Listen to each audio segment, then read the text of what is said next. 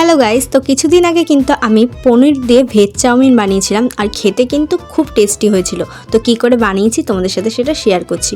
ফার্স্টে কিন্তু আমি মশলা চাউমিনটা নিয়েছিলাম আর এখানে আলু, গাজর, ক্যাপসিকাম, লঙ্কা কেটেছিলাম আর এখানে পনিরের মধ্যে কিন্তু নুন আর হলুদ দিয়ে একটু মেখে রেখে দিয়েছি, ওটাকে ভাজবো এবার।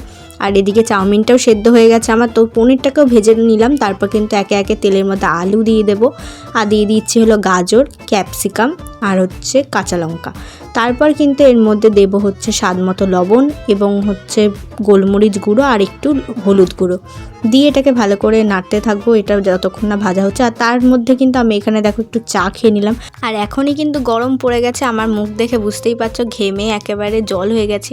যাই হোক, তারপর কিন্তু এখানে চাউমিনটা দিয়ে দিলাম আর চাউমিনের সাথে যে মশলাটা দিয়েছিল সেটা দিয়ে তারপর সোয়া সস আর একটু ম্যাগি মশলা দিয়ে ভালো করে চাউমিনটাকে মিক্স করে নিই। ওপর দিয়ে পনির আর হচ্ছে বাদাম দিয়ে আমাদের কিন্তু ভেজ চাউমিন রেডি হয়ে যাবে।